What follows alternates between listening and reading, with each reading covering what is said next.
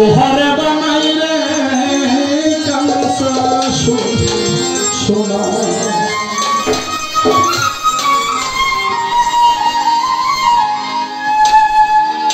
মুর্শিদ চরণ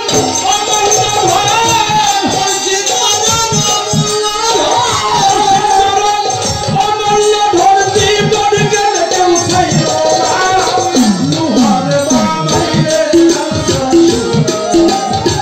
মুর্শিদ খরচ নদী লোহারে বানাইলে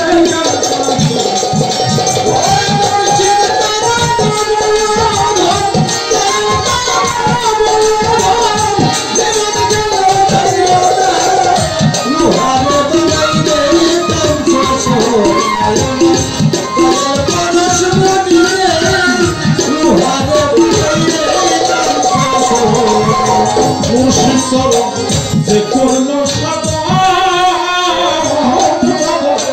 বিনা সুতে তুই পাতিয়া তুইলা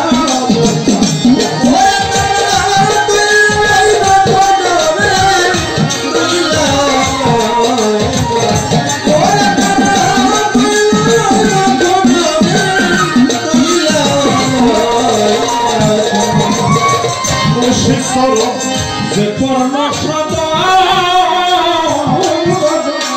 বিনা সুতে তুই পাতিয়া তুইলা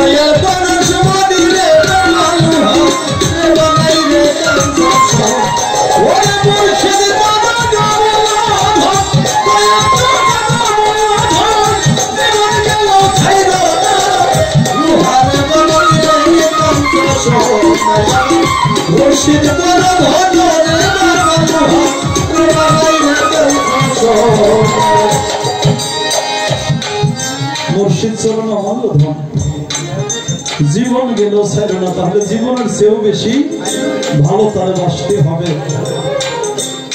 আবু তালিব ভাই আপনারা হয়তো চিনবেন, জিক্কা শরীফে আব্দুল আজিজ চিশতি যার নাম শুনছেন অন্তত, তার একটা গান আছে, অনেক গানের মধ্যে সোনার বাগান শূন্য করে রে ওরে কোকিল কই লুকাইল একটা গান আছে। সেই আজিজ চিশতি ওনার গুরু হইল খাজা ইয়ার আলম চিশতি, যিনি কলেমার উপর অনেক গান লিখছে। কি আমরা প্রত্যেকটা শিল্পী যার গান করি। মুর্শিদ চরণ অমূল্য ধন জীবন গেল ছাইও না। হ্যাঁ সে আব্দুল আজিজ চিশতি আজ থেকে প্রায় 40 বছর আগে জিটকা শরীফে তথা সারা বাংলাদেশে আমি আমার জীবনে দেখছি আমার বাবা আমার চাচা প্রতিবেশীরা সপ্তাহে একদিন হাট করছে। সেই সাটুরিয়া হাট করে ওই সদাই দিয়ে সারা সপ্তাহ চলছে। গমাগণ এরকম হাট বাজার ছিল আজ থেকে 40 বছর আগে। কি ভাই, তো আব্দুল আজিজ চিশতি জিটকার হাটে যাইতেছে হাট করার জন্য, সপ্তাহে একদিন হাট লাগে। তার যে পীর খাজা ইয়ার আলম চিশতি ওই বাড়ির সামনে দিয়ে হইল বাজারের ব্যাগ লয়ে যাইতেছে ভক্ত আব্দুল আজিজ চিশতি। তো ওনার যে মুর্শিদ খাজা ইয়ার আলম চিশতি বাড়ির সামনে একটা চেয়ার ফেলে বসে রয়েছে, আর বাড়ির সামনে দিয়ে হাটে যাওয়ার রাস্তা। আর আব্দুল আজিজ চিশতি বাজারের ব্যাগ লয়ে হাটের দিকে যায়, আর তার গুরু ইয়ার আলম চিশতি দেখে ডাক দিছে, বাবা আজিজ এইদিকে আসো। যারা ভক্ত হয় তাদের কিন্তু কি বেশি কথা বলতে হয় না বাবা। এখানে আমার রশিদ চাঁদের অনেক গোলাম আছে, বাসার চাঁদের গোলাম আছে। আমি যখন আমার ওস্তাদ আবু সরকারের বাসায় যাই, 7 দিন 15 দিন থাকার পরে যখন বাড়িতে আসবো, যখন সালাম করি আলিয়া বেগম আলোকে যে বাড়িতে যাইতেছি বিদায় করে দেন, আলিয়া বেগম আলো কয় যে মনির তুমিও ভালো থাকো আমারও ভালো রাখো। কথাটা কিন্তু ছোট্ট, এর তাৎপর্যতা অনেক। তো খাজা ইয়ার আলম চিশতি যখন ডাক দিছে বাবা আজিজ আসই দিবে, সাথে সাথে দৌড়িয়ে যায় পীর মুর্শিদের সামনে কিন্তু এইভাবে জোর হাত করে দাঁড়াইতে হয়। হুজুর গো তোমার গোলাপ তোমার সামনে আছে। সেদিন খাজা ইয়ার আলম চিশতি শুধু বলছিল তার ভক্তকে, বাবা কয়েকদিন পরে দরবারে উরুস, তুমি কি জানো উরুসে যে তমরক জাল হয়, এই তমরক জাল করতে কতগুলো লাকড়ির প্রয়োজন হয়। কথাটা বলার সাথে সাথে ভক্তের বাজারের যে ব্যাগ ছিল হাত থেকে পড়ে গেছে। যারা গরু বসে ধরছেন কথাটা খেয়াল করবেন, আপনাদের পায়ে হাত দিয়ে বলবো, গরু যখন বলছে দরবারে উরুস হয়, কয়েকদিন পরেই তো উরুস, কতগুলো লাকড়ি লাগে আজিজ তুমি জানো। সাথে সাথে বাজারের ব্যাগটা হাত থেকে মাটিতে পড়ে গেছে। আর কোনো কথা না বইলে বাড়ির ভিতরে চলে গেছে, যে গরু মাইকে কয় বাবা বাড়ি থেকে পড়ে আছে। মা কয় আজিজ কুড়ালটা কি করবো বাবা? কয় মা সামনে কয়েকদিন পরে বাড়িতে উরুস, লাকড়ি বানানো না। গরু মা ঘর থেকে কুড়াল বাই করে গেছে। আব্দুল আজিজ খুব সুন্দর মানুষ ছিল, একদম হলুদের মতো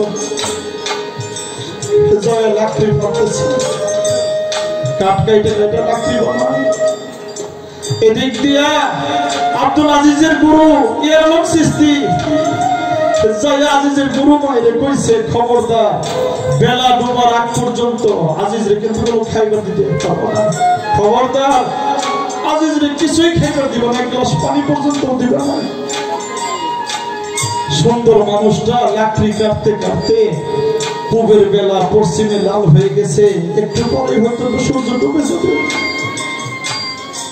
মানুষটা লাল হয়ে গেছে, ক্ষুধা তাড়না, আর লাকড়ি কুমাইতে পারো না, কাঠের মধ্যে কুমতে না পুরো আজিজের যে বড় মা দূর থেকে দেখতেছে আমার আজিজ খোদায় যে কাতর হয়ে গেছে, আমার আজিজ কখন যেন অজ্ঞান হয়ে পড়ে যায়। মা তো যিনি বুড়ো মা হয় নিজের গর্বের সন্তানের চেয়ে বেশি আদর রোহানি সন্তানদেরকে করে। ভাতের অভাব ছিল, ভাত যে রান্না করছে ভাতের যে একটু মার, ওইটা একটা বাটির মধ্যে করে নিয়ে কাপড় রাসল দিয়া ঢাইকে অন্য দিক দিয়ে ঘুমিয়ে আড়ালে যে ডাকতেছে, আজিজ বাবা এদিকে শুয়ে যাও। আজিজের গরু মাঝে আজিজ ডাক দিচ্ছে, দয়াল ইয়ারলাম সিস্তি এটা খেয়াল করছে যে কারণ কি আজিজ রে ডাকে কেন আজিজের গুরু মা আজিজ যখন গুরু মায়ের কাছে গেছিল বাবা কাসর কাপড় রাসূলের নিচ থেকে ভাবে যে মারের বাটিটা আমরা ফেনা করি ফেনার বাটিটা বের করে দে বলছিল আজিজ রে তুই তো আর লাকড়ি কাটতে পারতেছিস না বাবা কিন্তু তোর বাজার তো না করছে খাইবার দিতে আমি তোর মা আমি তোর দুঃখটা আমি তোর বেদনা সইতে পারতেছি না এই ফেনাটুকু বাবা চুমুক দিয়ে আব্দুল আজিজ বাপের মারের বাটিটা শুধু হাতে নিয়েছিল বাজার খাজাইয়া লোক সৃষ্টি যাইয়ে বলে যে তুমি কি করলা আজিজ যদি আমার বাপের মার খায় ফেলায় আমার বাড়ি যে কুকুর আছে কুকুর তো না খায় থাকতো সাথে সাথে আব্দুল আজিজ ভাতের যে মারের বাটিটা রাইখা দিয়ে গুরুর চরণে পইরা যে বলছিল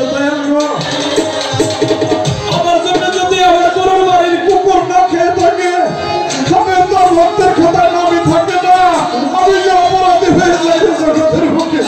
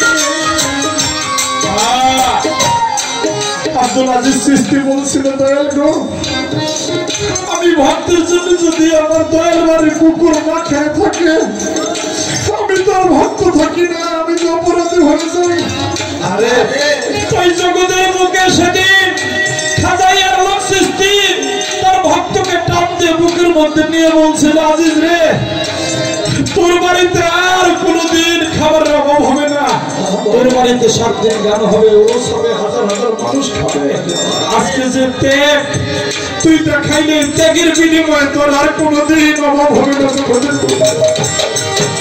আমি মরলে এই করিও